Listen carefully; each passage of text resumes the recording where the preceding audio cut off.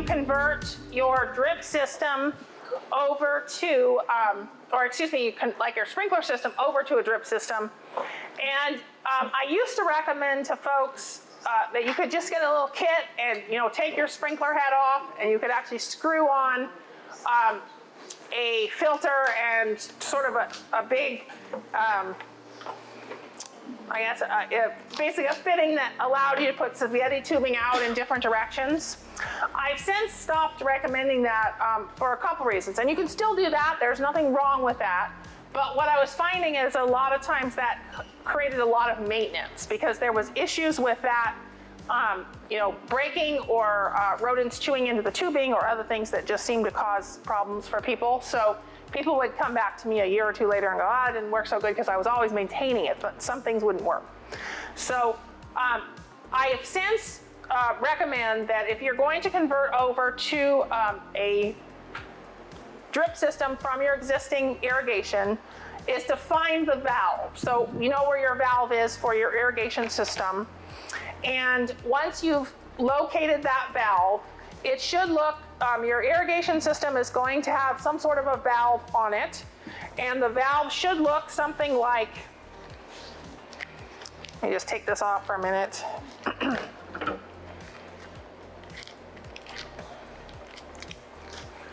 It'll be in a valve box like what's up there typically, and it should look something like this, right? You're gonna have a valve in there. It may have different looks to it, but it'll be some sort of an irrigation valve. And then you'll have basically your PVC pipe coming from that. You can either detach that PVC pipe from that point, or you could even go out, like if it's going under a road or other things, like I was just looking at someone's landscape the other day, and their valves for their sprinkler system are on one side of their house, but the piping for their front lawn obviously goes under the driveway and then goes over to the front lawn.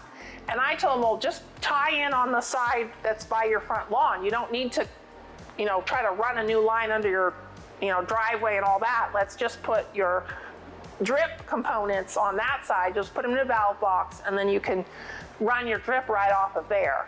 So realize it doesn't have to happen right at the valve is my point. It can happen anywhere along that.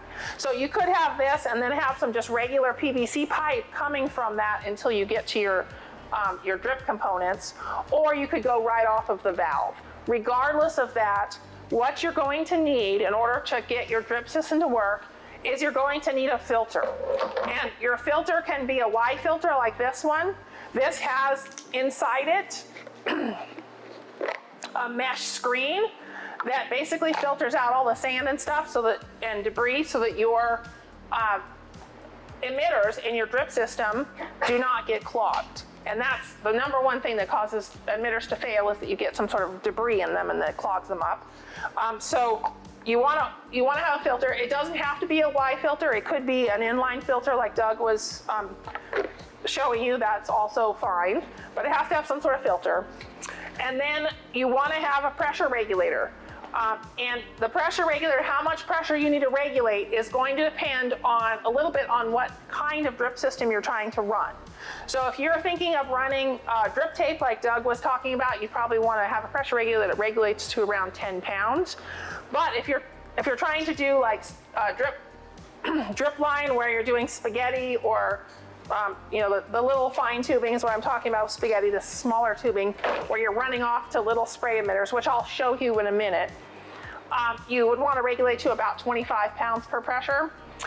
If you're doing a lot of the Netafim tubing, you can regulate to 30 pounds. So it really depends on your situation, but the standard usually is around 25 PSI. You're going to regulate to that. So you have a filter, pressure regulator, and then what you need from that then is some sort of fitting to then attach to that pressure regulator to your tubing. And this could look a lot of different ways because there's several different situations of how this goes. So this particular one is going to this Netafim type tubing, which is this type of tubing. And it's this one is what we call a barbed fitting. So this goes in the tubing and you just press really hard and the barbs hold it in. There's you could also be going to some sort of, you know, the standard kind of black pipe type of tubing that either is 1/2 inch or 5/8, and then that could be more of a one of these type of fittings that sort of combines the barb fitting with a clamp, and that, you know, gets shoved on there, and then you clamp it down, and then this part gets glued into a fitting. So you can get them in different sizes, but it basically goes inside, and you're basically going to use your pipe cement to glue it together. So you'll use primer and cement to actually glue it into your pipe. Or there are other ones that are adapters that go from, that are similar to this system, but that will have a compression fitting on the end. And so you're just, this is a compression fitting. Again, this gets shoved in there, and that's just, it, with compression, it holds that. If you have arthritis or weak hands, do not choose the compression fittings because you will never get them in, right? So you're better off with either a barbed fitting or one of these clamp barb fittings with that, because it takes a lot less strength and effort to use them. So, you know, whichever one you choose, just, they all work. It's just choosing your preference. The only thing to keep in mind is that they are different sizes. So make sure you know what kind of tubing you're going to be using so that you get the appropriate size fittings. I don't, as master gardeners, we typically don't like to recommend any particular business. That's not in our purview. We're more trying to give you information. However, in Reading, the place that I'm going to recommend that you go is Amigo Irrigation. And there are other supply houses in town. There's Normac, there's Ewing. They all are excellent. I mean, they have good products. They sell, you know, great irrigation stuff. And if you have a relationship with them, stick with that company. However, Amigo is more of the irrigation supply place that caters to the homeowner, where the other supply places cater to more commercial landscapers. And so a lot of times they'll have products that are more geared towards, you know, do-it-yourself home style stuff. And they'll also spend the time with you to work with that, and kind of answer a lot of your questions and make sure you've got the information right. Not that the other places won't. They certainly will, but a lot of times they have a lot of commercial customers, and the commercial customer comes first. So you may have to wait a little bit for that knowledge and help. So you might go there if you're thinking of putting in a drip system, just because I know that they have a lot of different products available for drip systems. Some places don't carry much in drip. They carry more, you know, they're more geared towards more big installation. So that's probably where I would have you go here in Reading. There are other places outside of Reading as well. I would not recommend that you buy your drip systems from big box stores. They have nice kits. They're easy, and if you want to do that, that's fine. But the problem with them is that when they break, it's really hard to find parts to replace because they're an odd size. Okay, so that can be challenging, and they a lot of times do tend to break down quickly in our Reading heat. So they don't seem to hold up as well as some of the more commercial products that you get at some of the more irrigation supply houses. So just keep those things in mind if you're thinking about doing that. All right, so the back to kind of how we're going to put this all together. So really, you have your valve, and you can connect right to the valve like I have here with a threaded fitting. This is a adapter to where it has. And the other thing I should probably mention is to make sure when you're going in, unlike with Doug's project where he needed both hose threads and pipe threads to get everything to work together, this is all going to be pipe thread. So make sure that you're getting pipe threaded. But on this system, you basically are just getting a threaded reducer so that I can go into my valve and then take it off to my filter. Now, that is partly because of the size of my valve. So make sure you measure the size of your valve when you go do that to make sure, because sometimes you might just be able to go straight. If you have, depending on the size of valve you have, you might just be able to go straight without this reducer bushing, okay? and then your filter, pressure reducer, and then whatever you're going to do to connect your tubing. Okay, so that's it for what you need in order to set that up. And like I said, this could be glued in over, this could be clear over across the driveway and just be glued into a regular pipe. So you could be connecting that to that, okay? Okay.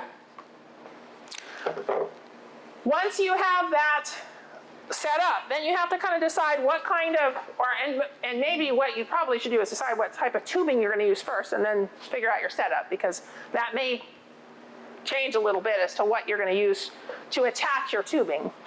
But you have a few different choices in your tubing. So one of the things that we like to use is this inline drip.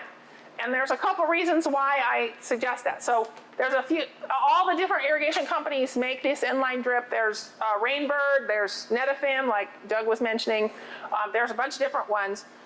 They have the drip emitter right in the tubing.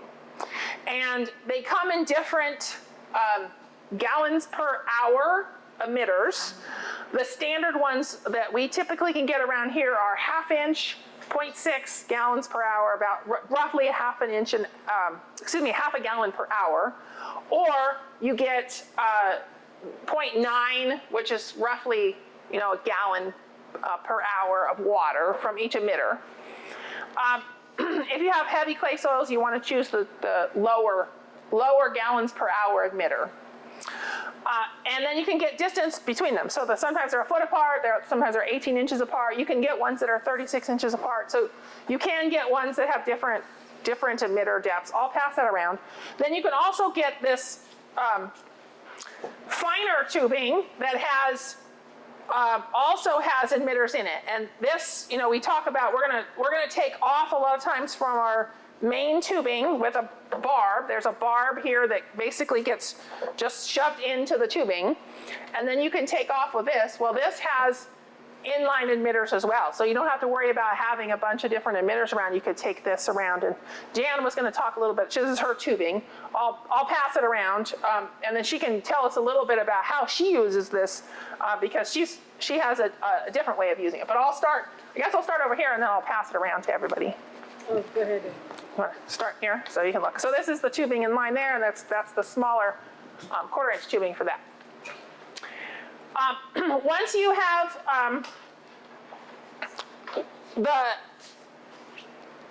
if you have a larger landscape area or a bed or something like that you're trying to put the tubing out on, you might want to build a header. So this is what we call a header, where we're going to have the supply line coming here, right?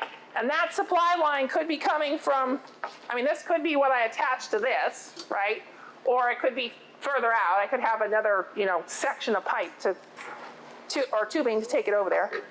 And then I have what we call solid tubing, so it has no emitters in it, that are going to my other lines that are going to run off of this. So I have an example of this here where we put this came out of our shrub bed. I just drug it over.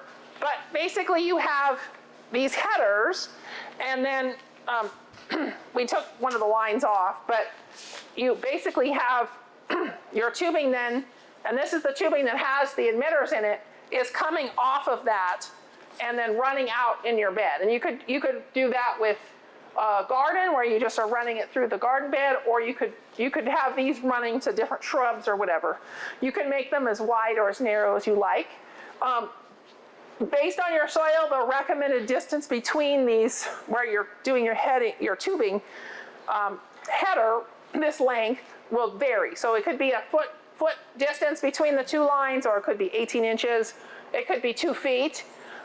Realize when you're looking at this, you're looking at how much water it's putting down over that whole area.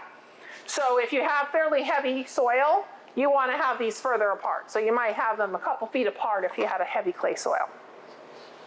So that's basically what you would do is and then you have the same thing on the other end.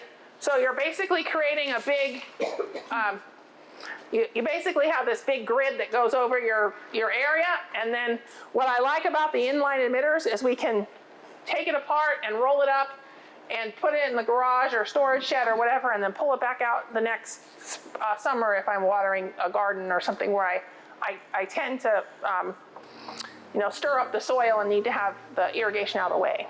So that can be easy.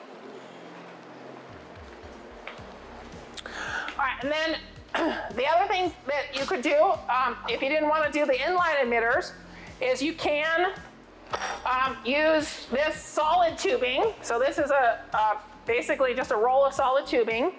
And then you need a hole punch of some sort.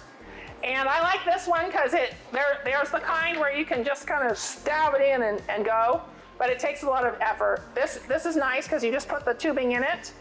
And I think this is set up for the smaller. This one has a little thing for different size tubing. And then you just punch the hole in. Once you get the hole in there, then you just use your barb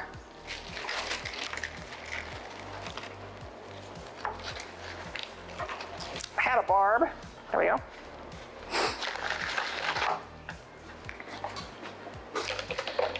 You have a barb on there that you're going to put on, and you can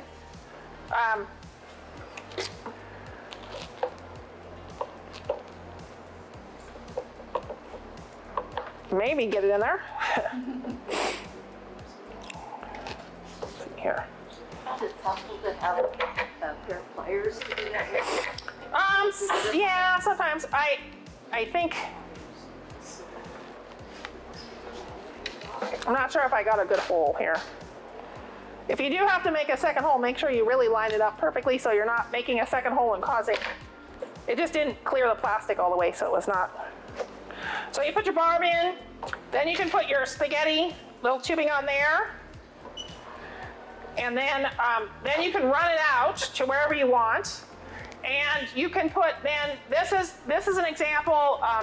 You can get these bubblers or spray heads. There's a couple different kinds. I'll pass these around. Then you can attach that to your tubing. I have an example of this outside I can demonstrate after if anybody's interested, if they've not seen it before. But then you can twist these. These have the emitter inside, and then you basically dial it in. They go from like a gallon per hour all the way up to 25 gallons or 26 gallons per hour. I usually run them at just a couple gallons an hour, but then you can put these around your tree or around your shrubs or whatever, and it dumps a little bit more water on them, and so at a time, so you don't have to run your system as long. So, with a typical drip system, where you have a bunch of emitters and it's only putting out, say, half a gallon an hour, you might have to run it several hours in order to get enough water down in your area. On something like this, where it's maybe putting out, say, 5 gallons an hour, maybe you only have to run it at a couple of, 30 minutes or so if you have 3 or 4 of them, right? Because you'd get enough water. The other thing you can get is these little inline shut-off valves. So you can put those in line, and then they can turn it off and on. So if you have areas where maybe you have a drip system, but you have some trees that are a little bit more drought tolerant than others, you could, every other irrigation, shut those off and just water the ones that need more water. And then, every 2 or 3 irrigations, you water the ones that are more drought tolerant. So if you have kind of a mixed landscape where you're not sure what to do with how to regulate that, these are kind of handy because then you can turn them on and off. You just have to remember to do it, so don't forget. The other thing is if you do have a vegetable garden or something like that, where maybe you harvest things early, or you have stuff that, like onions or something, that you don't want to necessarily run water to after, you can then shut your lines off for that as well. So that can be kind of handy. And you can also get the same thing for this type of tubing too. So if you needed to put a valve in your larger tubing, you could shut off. So if I had like that, where I have my headers lined up, and maybe I have a garden bed where I have multiple garden beds have tubing in it, I can have an inline shut off for each one of those. And so I could run half of it at a time or whatever. So the one that's getting too much water, you can cut down. Right, you can cut it down, yeah. Mm-hmm. So I'll pass these around so you guys can see what that looks like. I have So I have a spray head, a sprinkler head, and a bubbler, so you can kind of look at the difference of those. They all come with a barb attached, so you can buy one, and then this stake goes in the ground, so it goes near the plant. If you have a tree or something where it needs more water, you could have 4 or 5 of these kind of around that tree. So if you didn't want to do the tree ring, you could do something like this and get a little more water. So I'll pass those around so you guys can see. Are you If the barbs keep shooting up, it's because we need a pressure regulator. Yes, so if you start getting, I had a call one time, the person says, I don't know, I think my house is possessed. I've moved in. She just had moved in, and she said, my sprinkler system goes on and my beds all start moving and my hoses are all going like this. And I'm like, oh, you need a pressure regulator. But what was happening is that she had all her spaghetti would start flopping around because she just had too much pressure. So anyway, it was one of my more humorous calls that I received. All right, so it's alive, right? So the other thing that I do suggest is getting some of these landscape staples. You can purchase them at any irrigation supply. Most landscape supplies too have them. And you can use this. I use a little hammer or something, and you put it over your drip system and you pound it down, and it just keeps the drip system from kind of migrating up on top of your mulch. So it just keeps it down so it's not exposed. The worst thing that can happen to your drip system in Reading is it's exposed to the sun all summer, because then it starts to get brittle and it'll crack. So you do want to have a layer of mulch or something over it so it's not, out in the sunlight, because the UV rays is what breaks it down so quickly.